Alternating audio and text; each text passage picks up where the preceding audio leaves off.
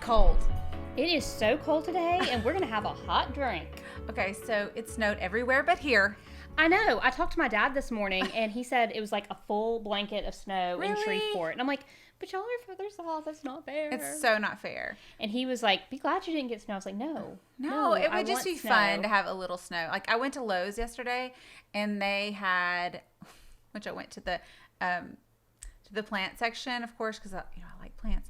But there were no plants because it was so cold. But in that, in the outdoor area, they had, I swear, besides the pots, there was like boxes of sleds. And they were just this. it's like, okay, you jinxed us. Actually, that's what happened. Oh. That's what happened. They put the sleds out and we didn't get it. They jinxed us, not me. That's right. That's right. No, but they were those plastic ones. And I was like, ooh, that would be really fun if it snowed tomorrow. Did you buy one? No. You jinxed us. If you'd bought one, you would have. I'm just going to take the baking sheet. Although my ass won't fit on the baking sheet, probably. Just kidding. Yes, it will. Yes, it will. So what are we drinking? Okay, so we're going to make something called a winter julep. Because, we like a mint julep. Yes. And we like a hot toddy. And this is kind of a combo of the two. Okay. So it's got peppermint tea. So I started making our tea. Peppermint tea. I'm going to go ahead and actually it looks like it's pretty strong already. So I'm going to go ahead and take our tea bags out. But we've got the hot water going. Take the tea bags out. I can save those for my eyes later, for my bags under my eyes. Well, and then it's got simple syrup and bourbon. So it's a pretty simple drink. And it's from one of our faves. Yes. Cocktails with a Twist. Cocktails with a Twist. Like, when in doubt, always pull out that book. And then we're going to use our Rocktown bourbon. Local distillery. So it is 1.5 ounces of bourbon. And, I was sitting here looking at my thing. I was like, do I know where 1.5 ounce line is in this? I'm not real sure. Because I'm going to make these individually. But when in doubt, always pour a little bit more. Yes. When it comes to bourbon, anyway, in our book. And then this is going to be strong. Maybe I didn't go to the 1.5 ounce line. Maybe a little bit. No, and then 3/4 ounce of simple syrup. Now it does call for a different kind of simple syrup that I cannot pronounce. Demerara. That is not how you say it. Demerara. It's sure. Demerara. She asked me how to say it, and I was like, I'm sorry, I'm not the one. But I looked at the recipe, and basically it's using a darker colored sugar. Okay. Than regular sugar. Would that be like sugar in the raw or like brown sugar? You know what? I don't know, because it does say Demerara. Raw. So maybe that's like maybe I should have looked up what that. Raw. Maybe it is like raw sugar, and in that case, like, shame on you for being all like just say dark sugar. Of course, I guess dark sugar would be like brown sugar, so maybe I don't know. Anyway, maybe I should have done some research. Maybe we're gonna have to add some water to this. It looks very dark. It's very dark. Let's try it and see. Let's do it. But it's cold in here because your heater is a little on the fritz. Yes, we have 2 heaters in this house. One is not working. It's gonna need some water, don't you think? Oh no, it's actually pretty good. Maybe it was just really like good. The smell got to me first, maybe, and I was like, oh, maybe. And you can, I can taste the mint in the tea. It's really good. I'm not mad at this at all. Not at all. I'm kind of nervous because it's so good. I'm gonna make another one of these. Okay, so Emily did tell me a little bit about the heater thing, and could you please say this story? So, so just background, we do have 2 heaters in the house. But the main one stopped working on Saturday, and it's really cold in Little Rock right now. Things always happen on a weekend, right? So we called the heat and air people, and they didn't get here till like 6 o'clock on Saturday. And, I know that to go into strangers' houses, like, you have to have a certain kind of personality. And this guy was a little bit quirky, super friendly, super nice. Within like 5 minutes of being here, he's like, don't take this the wrong way, but I can tell you're anal retentive. And I was like, I'm pretty sure I took that the wrong way. But But also, I wasn't I know I have those tendencies, but I definitely was It had only been like 5 minutes, and you're like, how did you even know But that? I definitely wasn't being, like, obnoxious. I was just answering his questions. I mean, I was trying to be super friendly. So, also, I'm pretty sure you're not supposed to say anal retentive anymore. Like, say OCD. I can tell you're type A. I can tell you know what's going on in your house. That's another... You might be bossy. I was not even bossy. Like, that's the crazy You just thing. knew the answers, and he's probably not used to a woman this is knowing where shit is. This is what I think happened. Is he said, be straight with me. How often do you change your air filters? And I was like, every 2 months.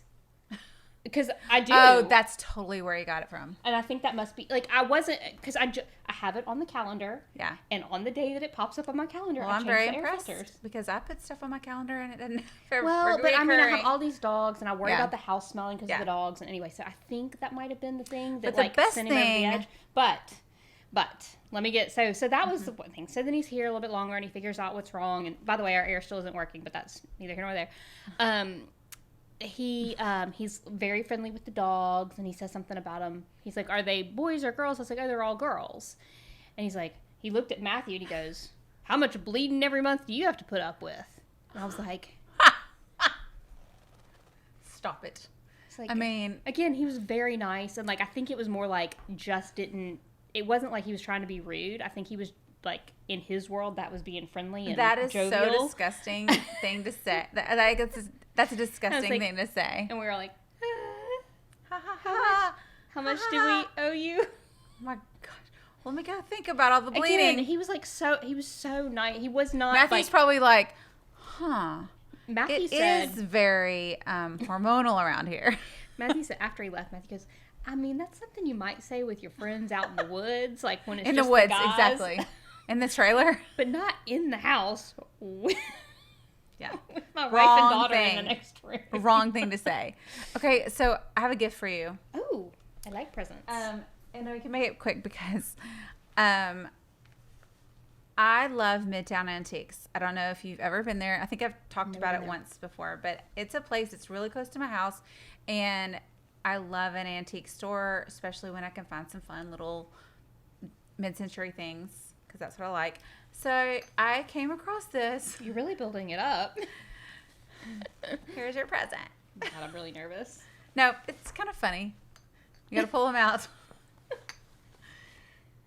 Oh, the little cocktail shaker, salt and pepper Yeah. shakers. That is so cute. So what caught my eye was I was like, well, what kind of cocktail do you make with That seems shakers this size? Like, that does seem like something you would say. Oh, I know. Cute. So Aren't are they they cute? antiques? I don't know. They're so cute. I don't know, but they were at the antique mall, and I was Oh, like, I have cannot to buy them. Wait. They're salt and pepper shakers. I love it. Aren't they fun? That is. Did you buy some for yourself? No. I mean, when you go to an antique place, they don't have more than one of the same thing. I'm But- so excited. I Thank know, you. they're cute, aren't they? They are. Like, They're I literally, I saw it from far away, and I was like, huh, what in the world do you make Some special shot. in this kind of shaker? Do. You know that we're setting ourselves up to get gifts related to cocktails for the rest of our lives. I know. And you know what? I'm okay with that. I'm okay with that, too. But it's like every time somebody like says that they might collect something, all of a sudden that's what they get as gifts for the rest of their lives. Mm-hmm. And like my father-in-law is like penguins, and so there's What? Like, where did that... hundreds of penguins around his house because people give him penguins in snow globes, penguins on a card, penguins, But you know stuffed what? penguins or whatever. And it's like and I saw this meme. It's hard to find, like, if you're a hard person to buy things for, Mm-hmm. if you know they collect something. And it makes it fun, you know? And like I'm not being critical of it. Like No. I think it's great. Like it makes it fun and easy, you know? Yeah. And like I've been guilty. Like I gave him this like paper mache penguin head that I saw at like the White Goat, and I was like I passed it and I saw it on the wall. I was like, oh, we have to get that. That's cute, though. Well, I know, but if they already have 100 penguins in their house, is it really? Oh But my gosh. they got it anyway. Donate it to the zoo.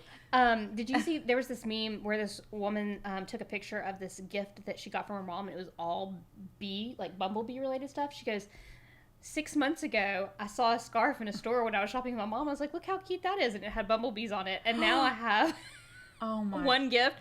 Everything was bumblebee related. It was like really funny. Like that's such a mom thing to do Yeah, too. yeah. And I kind of love it. Well, so my mom, and she's a teacher, and so of course teacher gifts they're not the same now. I don't think people just give apples for Yeah, but gifts. she's everything apple related. Oh my God, like everything would be like an apple for the teacher. Or her birthday's also in October, and so she likes pumpkins. When you're a fall birthday or you love the fall colors and everything, and so people would give her like pumpkin stuff, and it got to the point where I was like, oh, I have enough pumpkins. Thank you very much. And I have enough apples. When we were decorating the Christmas tree this year, Sophie goes, "Why do you have so many bear ornaments?" And I was like, "Oh, well, when I was your age, I collected teddy bears, and my mom was a little extra because every family needs one, and she decided that I needed a Christmas tree in my room that was all teddy bears, and so she did that for me, and so now I have all these teddy bear ornaments. So you have but to I hadn't put thought on about it in years, like even when I see them, I know what it is, but I don't think about it. But Sophie was like, "Why do you have so many bear ornaments?" And speaking of ornaments, I realized when I was decorating the tree, you give me an ornament every year. I do. But it's not like I don't ever think about it. I like, don't I'm gonna purposely do it, I don't though. get an ornament from like where's my ornament from Amy? Like I was like, oh, that ornament came from Amy. That ornament came from Amy. That I was like, for like the last 6 or 7 years, I've gotten an ornament from you every year, and I know which ones are from you. But it was it's like like I have a Christmas party every year, and you bring it. Yeah. It's not like this like formal thing, but all of a sudden I realized every year I've gotten an ornament from Amy. Now that's my thing. Yeah. Only for you though. But they're not themed. They're all very different. No, yeah. And but I just realized that this year when I was decorating the tree. I did. I mean, this particular year I really got into looking for ornaments though. Like there wasn't anything else to do. So for myself, I was looking for certain ornaments for the tree. Like I wanted like something, not that we need to remember COVID, but I got the Santa Claus with the mask. Yeah, I mean, just little things. And so I got you the little. I know, I loved it. What's that thing called? The sound clapper or whatever. Yeah. I don't know if that's the official name. But yeah, So anyway, ornaments. It's a great idea because there's all these memories associated with specific you can ornaments. always remember it. And like I want to get an ornament for each one. Like I have one for each of my other dogs that are no longer with us, but I want to get ornaments for each one of the dogs that we have now. Yeah. And anyway, so I kind of there's a lot of memories associated with that. So it's kind of fun. It is fun to break them out. Okay, our guest today. Oh, we have a guest. What? Yeah.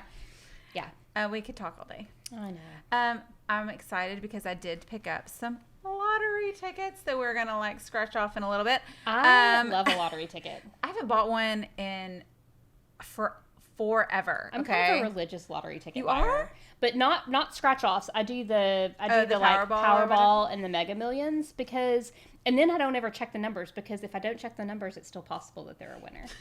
It's just the possibility. And I'm not a gambler. Oh, I love that song by Kenny Rogers, The Gambler. I just totally interrupted you. Sorry, Gut. No, it's okay. I do love Kenny Rogers. Anyway, Donna Bragg. Yes, Donna. She's our guest. Yes. I'm so excited. She works the lottery, and I never buy lottery tickets, and I will say I'm very excited about scratching these off. We're gonna scratch these. We're gonna have to scratch them off soon because it might take us a minute, like off camera, and then we can come back and see if we're winners when we talk to Donna. Okay. Like clean up and scratch off. Okay. And then maybe next time we'll be the $600 million winner for the Powerball. Because we've agreed that if any of these tickets win, we're splitting. We split. Yeah. Done. Cheers to that. Cheers to Let's talk to Donna.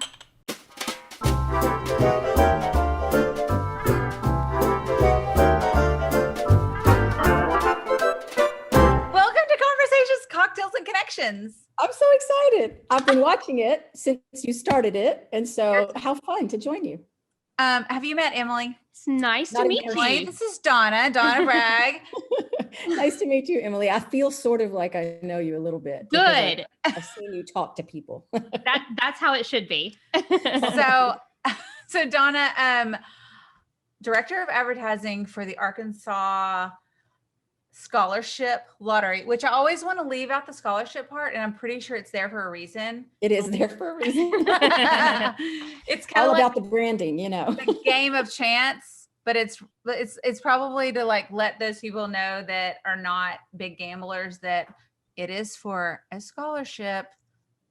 That's right. A lot of people need to remember that there are odds involved with playing lottery games. It doesn't mean that you always win. We just lost. We're well aware. Oh, did you really? But listen, most importantly, you never lose when you have a cocktail. What do you have in your glass tonight? Okay, I'm having a very innocent glass of white wine. I had surgery 12 days ago, so I'm kind of taking it easy a little bit. I haven't had a drink in a while, so we're easing into it. But y'all featured one of my favorite cocktails. It's been several months ago, the French 75. Still one of our favorites. Love. As a matter of fact, the last time I went to New Orleans, my former boyfriend and I, we tried to determine who in New Orleans had the best French 75. Ooh, that's a good challenge. It was a good mission. It was a very good who had mission. it? Pardon? Who had the best one? Arnaud's. I hope I'm saying that correctly. Arnaud's. So we made their version of the French 75 not that long ago because it uses bourbon instead of gin. Or they have a version. Yeah. And we tried several different places, but that was our favorite by far. Yeah. Well, it was my favorite. I paid for it the next day. Let me tell you, we paid for it, but it was the most, I'm like, I think that's been my most favorite, like, day. Like, what's so interesting is I didn't know, like, because we weren't big cocktail drinkers before we started this show. And so we, like have been researching everything, never even heard of the French 75 and like made it for one of our shows and fell in love with it. And then now it's like everywhere. And we're like, how did we miss this our entire adult lives? It's it's kind of like a New Orleans thing. I think maybe that's where it was born. I'm not sure though. But I'm from Louisiana, so I feel like I'm very familiar with things that are you should know that. But I just was just so you get in a rut, like especially for me when I'm in a restaurant and the things that you're gonna like, where you look at a cocktail menu and you get kind of nervous, like, well, if I order this $20 cocktail, am I gonna like it?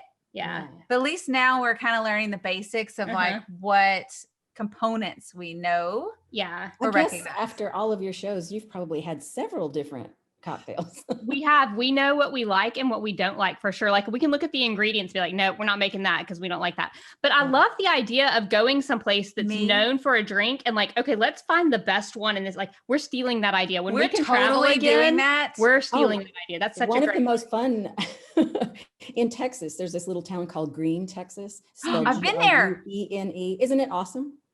So the last time I did this before the French 75, we tried to find the best margarita in Green. And that was a fun challenge too. I love this idea. We're totally doing this when we can start going to. Yes. Oh, that would be a good podcast for y'all. That would be really fun. Yeah, I love that. So Emily, did you know that Donna was a news anchor? I did. Well, as soon as Amy said your name, I was like, I recognize that name. I remember you being on the news. Because she went to school in Fayetteville. Yeah. Oh, wow. Cool. Yeah. Northwest Arkansas. Well, Amy does my hair. And so I kind of have my anchor hair on. It's a little. It looks you fantastic. look gorgeous. Yeah. Well, so when we started doing this, and I was talking to Donna about how because I feel like we've evolved so much since we first started that I know I've probably bounced ideas off of you before, but we're not really in the news, but it's kind of fun to see how different talking in real life versus talking on air is. I feel like there's a difference, right? Would you say that? There is, I think, for sure. So what would be? I have sort of a soft voice just in everyday conversation. Yeah. So I have to put a little bit more strength behind my voice whenever I was on the air. And I also tended to enunciate a little better, almost like I thought of the cameras as my grandparents. And I wanted them to be able to hear me very well and understand what I was saying. So I guess that's sort of the way I looked at it. It changes. I think some people put on a fake voice, Yeah. And I never liked that. I think you need to be your authentic, real self, but obviously, you have to be understood well and all of that. There's definitely been words that when we started at the beginning, I was like, oh my God, if I say that one more time, I cannot listen to myself. There were things that would pop up like Red Ribbon Week. If you say that often enough, you'll mess it up for sure. So how did you transition from being a news anchor into working in marketing and advertising? Because that's my background is marketing and advertising. So I'm super curious about So that. you're going to wind up as a news anchor now. No. It started just because the hours are so difficult. The news is on during times at which you're at home with your family. And so I've been a single mom for many years, and my kids were in high school at the time. And it was really difficult for me being away because our station moved all of the broadcasts up to Rogers, and we lived in Fort Smith. And so it just seemed to be a good time for me to transition out. It's really a tough business for anybody who wants a life.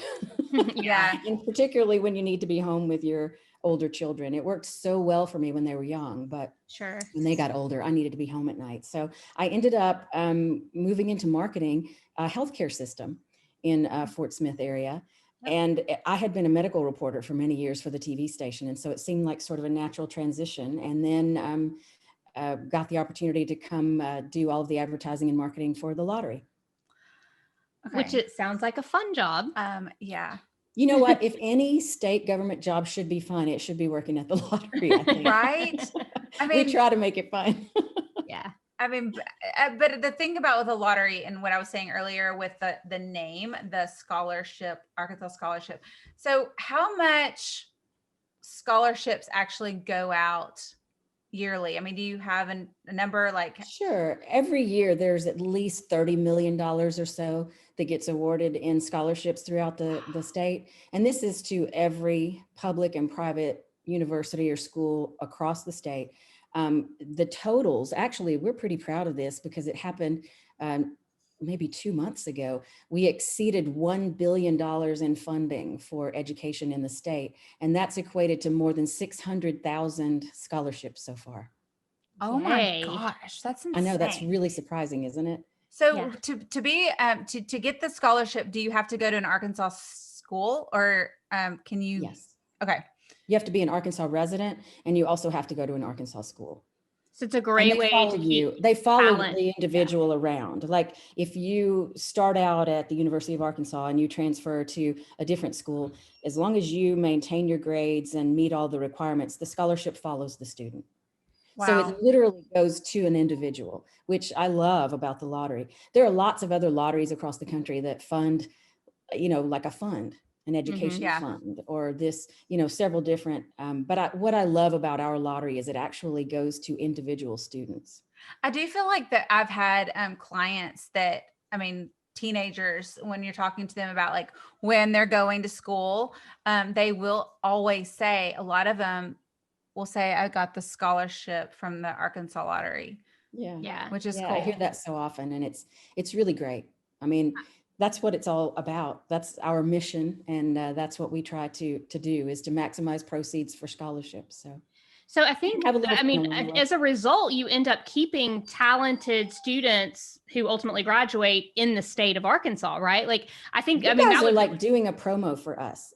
You are so right. You are so right. Yeah. That's exactly what we hope to do, is to educate Arkansas students and keep Arkansas students and all of that talent in the state. So then therefore they're working in Arkansas and contributing back. It's all like sort of that big, circular whirlwind. Yeah. I mean, I think that's so important, because some of those really bright students that might otherwise go to schools out of state, once you go to school out of state, the chances of you coming back are really rare, because you start making contacts outside of the state, and your networks kind of, go other directions. And we need it here. I know. Yes, we do. We want bright and talented students to stay here. Yeah. I love that. So it's a great mission. So, I'm sorry you lost. You scratched off tickets and you lost. Well, so we see that as contributing to the scholarship. Yes, we did. We were like, okay, we've spent $30. This is going towards someone's scholarship. That makes it feel better, doesn't it? It does. I know. I was like, I've donated. The odds of winning on a scratch-off ticket are much higher. Like 1 in 3 to 1 in 4 of winning. Well, I did tell Emily, since I bought 2 of the same ones, I was like, the person after us just won big. Because it came in like the sheet or whatever. I was like, somebody just won big after us.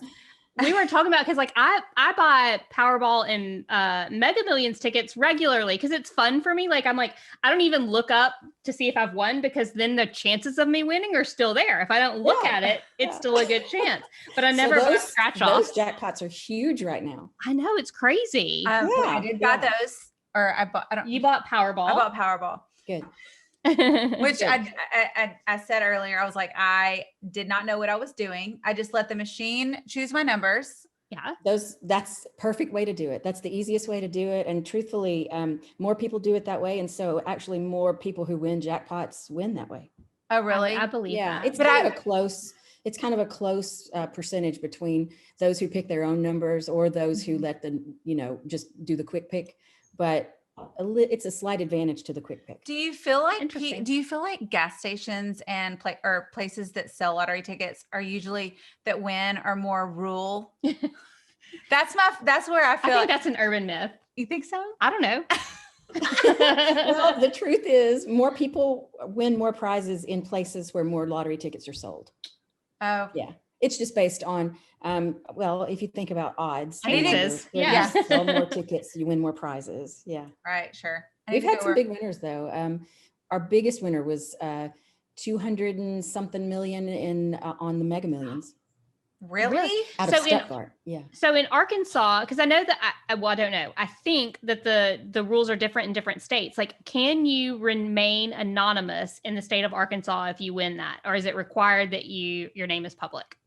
The only thing that is required is that certain bits of information have to be reported: your name, where you purchased the ticket, the prize that you won, and your hometown. Okay. So you cannot remain anonymous currently in Arkansas. Okay. It's a matter of clarity, so that it's not like you're hiding winners. People need to know that people are winning. There's no hidden. We're very transparent. It's actually incredible how many people win every single day. I mean, big prizes all across the state. It's kind of making me want to go buy another one like tomorrow. That's why, the thing. Yeah. I know. I mean, like if I've ever played the lottery scratch offs, it's because I've maybe won like $10, 20. And listen, I'm always excited for $10 or $20. Oh, me too. Yeah. I mean, and that makes me want to spend that $10 or $20 and keep going. And that's how I feel about at a casino too. I'm like, if I can play with $50 for hours, like that to me is money worth, well spent. Yes, because I would have spent more on a pair of shoes. Yes, but I'm not going to be the person that goes to a casino and spends like thousands of dollars playing blackjack or whatever. I'm like, sit me somewhere where I can play a slot that might play like the Sex and the City one. Have I told you this before? The Sex and the City slot machine is fun because it plays like little tidbits of the show. So it makes it last a little longer. There's got to be some like crazy psychology behind all of that. I'm sure. So I was telling Emily about, and I asked you about this earlier because I just wanted to make sure I could share it with everybody before I talk to you, said it out loud.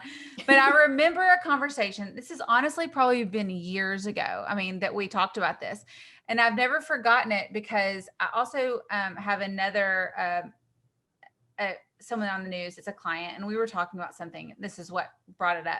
It's just social media and how fans and how you have to, if you have to answer emails, tweets, how do you answer? But what you were telling me at the time of how, because you actually got letters versus like, no one was Instagramming you. There was no Instagram at this time. Yeah, 100 years ago. No, but I mean, Instagram, God, I didn't even use Instagram maybe 6 years ago. So it launched in 2010. It goes so fast. Yeah. So, but I remember this story because of thinking of how social media is now for kids and young adults, of how crazy it is to be so perfect and filtered and all this stuff. And will you please tell the story about the man who wrote a letter? You're talking about a man who wrote a 10-page handwritten letter all about how my eyes were so problematic that he could no longer watch the news because I had Marty Feldman eyes. They were too big. He drew a diagram. Is that not freaking crazy? of what a normal eye looks like and what my eye looks like. Did he tell me he took a poll, or he took a He did. He said that he had talked to several of his friends and they all agreed that I was abnormal and they couldn't watch the news. And at the time I was still working at Channel 5 News. And so this was many years ago. And obviously he's crazy because she's gorgeous. no, but I really, it really concerned me when I read this letter. I thought, Sure. my gosh, this is horrible. What, I went and looked in the mirror at my eyes in the, just think of what that does. I would always answer letters, from anyone. But I could not figure out how to answer them. And I asked my news director, I said, look at this letter. I mean, are my eyes problematic? How do I answer him? And my excuse me, sir. My eyes are not. Manager, the general manager at the time was just like, Donna, no, just please don't answer that letter. Like, let this one go. Your eyes are fine. I promise you, nobody's. So can you imagine being on the news now and the kind of constant influx of feedback that they must get? If it takes time to write the letter and mail it and put the 10 pages. And now it takes seconds to send the tweet or the Instagram comment. I left 4029 News in 2010. And it was right about that time that we started using Twitter and started with Instagram. And that was right about the time that I left television news. Yeah. But of course, many of my friends, I see some of the comments and I see on the news, some of the comments that come particularly to women in news. It's really brutal. Even back before it was all on social media, there would be such a difference between the comments that came in about me as opposed to my male co-anchors. And my male co-anchors would get angry about it. Like, they could wear the same suit and tie every day of the week and no one would ever say a word. But we would literally get calls to the station to say, oh, Donna, you should wear red every night, or your collar's crooked, or I don't like your hair that way. Like, yeah. And now it, like you said, on social media, it's brutal. It's so really. Do you think that, so were you required to answer are you supposed to answer all those letters back? And nowadays, do you think that anchors are supposed to respond, or you just kind of you know what, we had no requirement at the time, and I'm sure there's no requirement now. I know that it's very important that journalists be involved in multimedia, in all the different ways that they be out there and exposed and partaking. And some are more personal and vocal than others. I think it's probably left up to the individual. But they have to be smart and reply in kind ways. Most of them, I noticed too, have official accounts, and then they'll have their own personal accounts where they share with real friends and all. But it's particularly brutal for women, I think. Well, and it sucks because if you really think about how it's easy for us, like as adults, to take it, but when you go into thinking about like teenagers and how hard it is for like teenagers to take it, because they're getting it. I would not be able, I don't think I would have been able to handle it as a kid. I really don't. About that now. Like, I never had to worry about that with my children. My children are 26 and 25 now. But boy, you would really have to spend time teaching your young children how to navigate that world now, because it's out there and unavoidable. And people can just be brutal, and you really learn, you really have to learn just how to turn off. And who the hell is sitting there?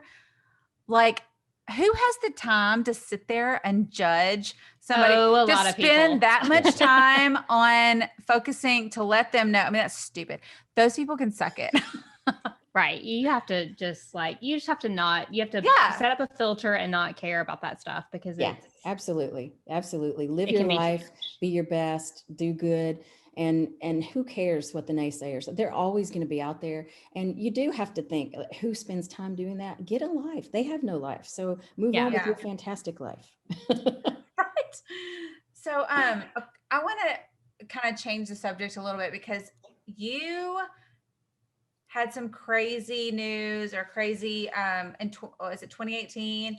You had a possible diagnosis of what is it called? Like LCIS. LCIS. And what does that stand for? Yes, it sounds so scary. It stands for lobular carcinoma in situ. And whenever you hear the word carcinoma, you think cancer for sure. Yeah. It used to be considered cancer and almost treated like cancer, but it is no longer. It's considered sort of a risk factor for developing breast cancer.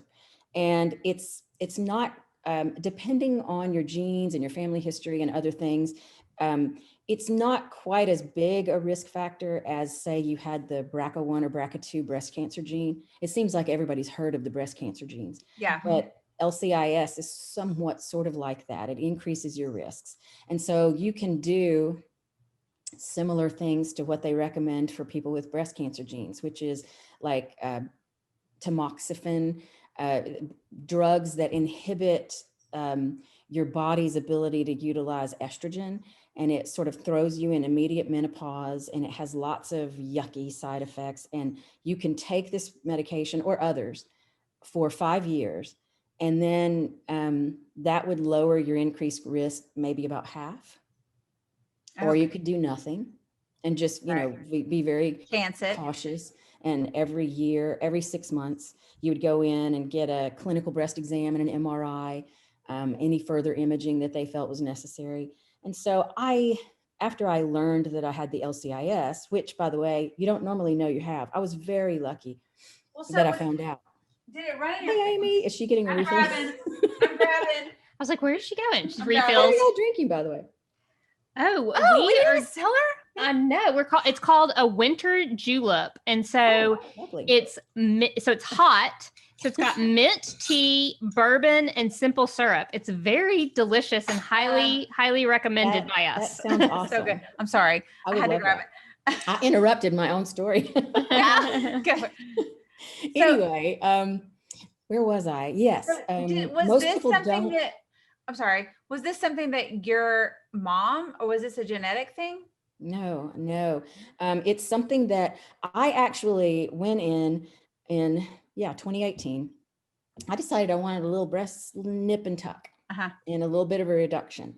And so went in and had that done. And thankfully, during that procedure, they just normally take out tissue and they'll send it to the lab for testing. And so after I recovered from that surgery, at the next appointment, my surgeon said, "Oh, I've got to tell you, when they analyzed your tissue, they found this LCIS." So I'm one of those people that wants to know everything. Particularly about a medical diagnosis. I know some people don't want to know anything, but I want to know everything.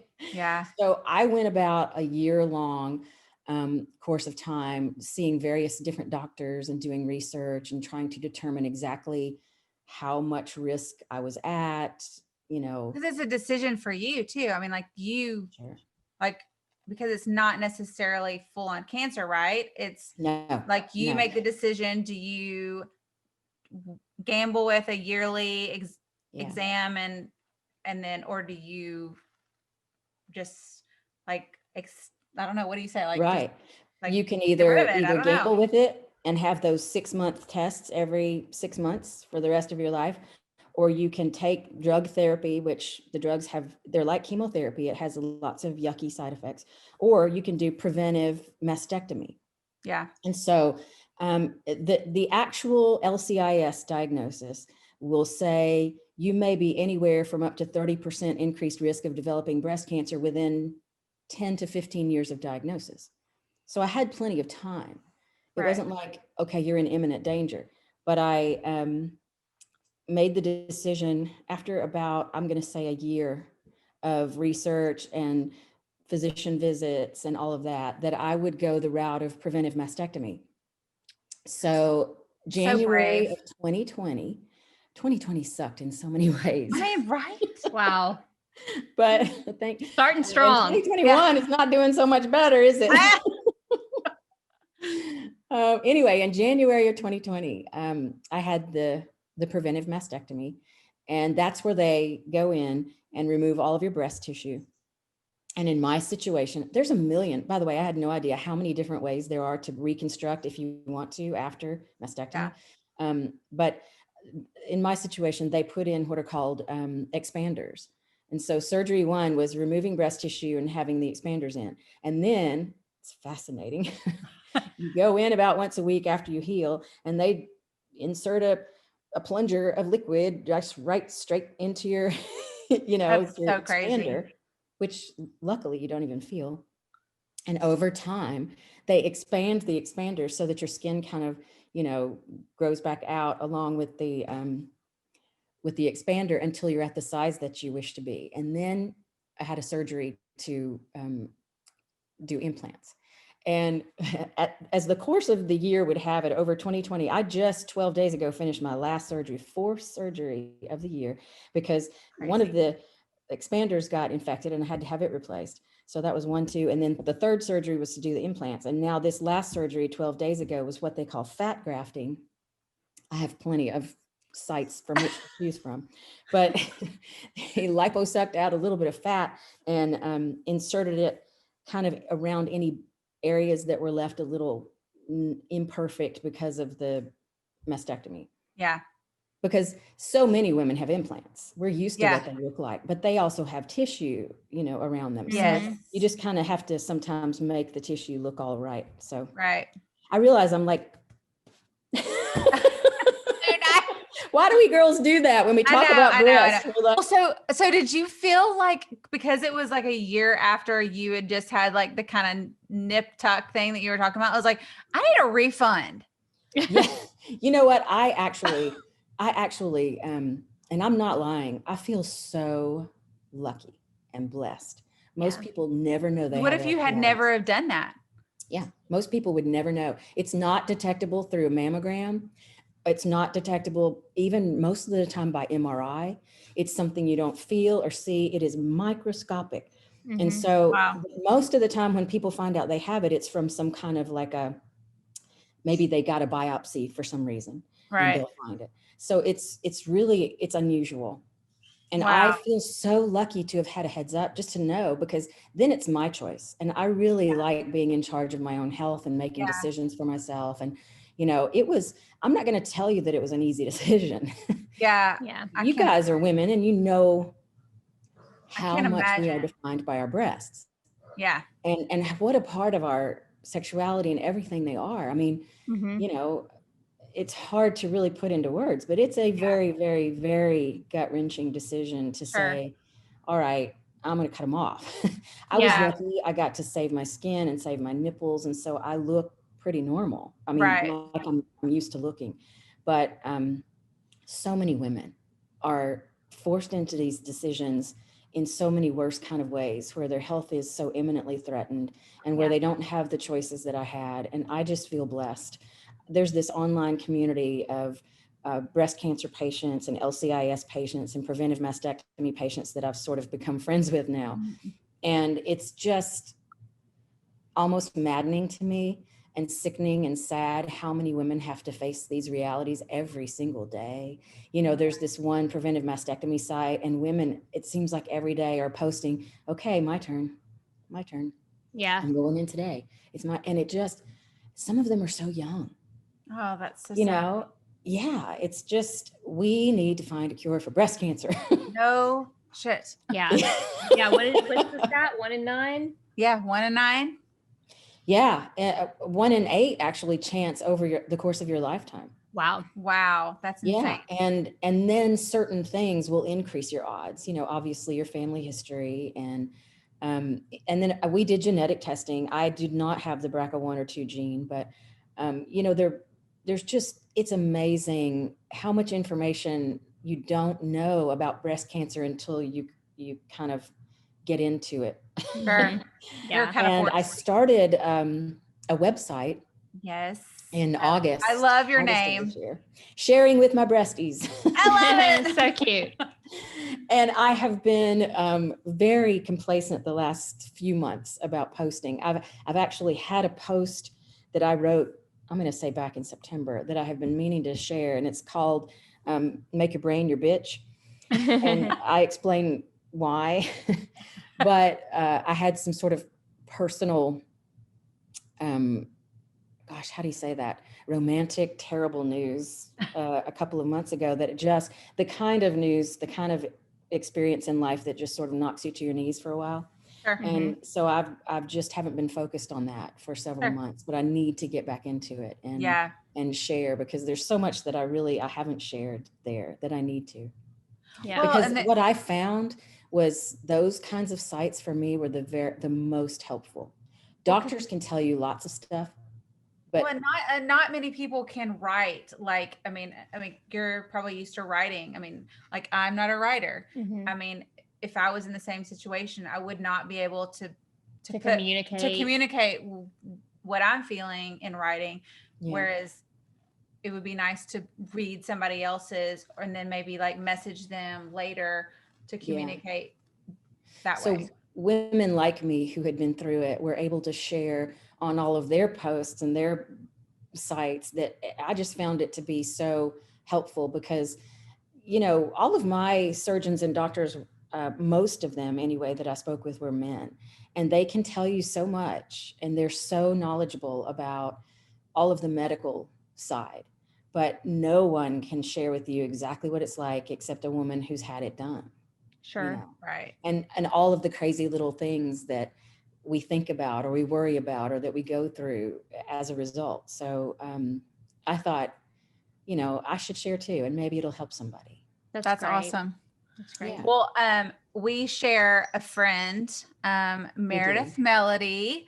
Photography did. Tell us about so Meredith is a great photographer. She took our photos for our promo pictures, and she does boudoir. She does. Shoots.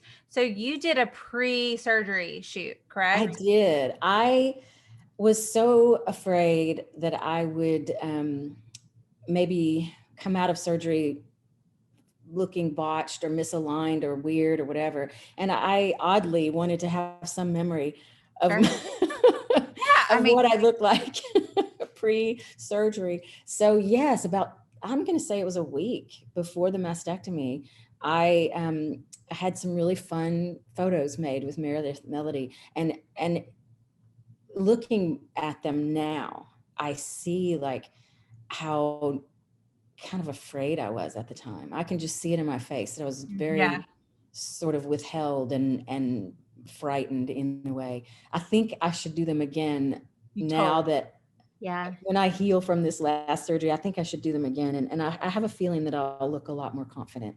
Yeah. Isn't that interesting, the story that tells? You know what? It's a weird thing to do anyway. I'm not the kind of girl that does boudoir shoots all the time. and I didn't, and the idea was not that I was going to be, I wasn't wearing lingerie. You had it in the back of your head. Like, you don't know what the outcome is going to be. I mean, you had this like a week before surgery. You're like, I'm about to have this removed. And you probably had some sadness in your eyes, Yeah, I think, well, first you're a little uncomfortable in that sort of setting anyway. I'm no boudoir model. So, but I know I was really terrified about what was to come. Sure. It was what I consider to be the most courageous choice I have ever made for myself and for my family. I really do. Yeah. I 100% do not want breast cancer. I've seen it in friends. I've seen cancer, how ugly it is and how awful it is and how mortifying it is, not just for the person, but for their family. And I just did not want that for my children, for my family, or for me. And so when I looked at the odds, speaking of odds, it was pretty easy for me. As a matter of fact, I think I knew probably from the beginning that I would take the option that decreased my odds the most. But it is terrifying. And women need support when they're making those decisions, and they need support in a way that maybe doctors don't normally give. Yeah. Yeah. Well, you're very brave.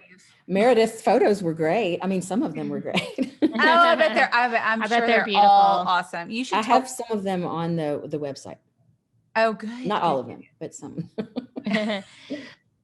Well, I noticed that you are a big Alabama football fan, and we are recording this on Monday night, January 11th. I'm not sure when it's going to come out, but something big is happening in the next Alabama minutes. plays for I the think we national need to wrap up really quickly.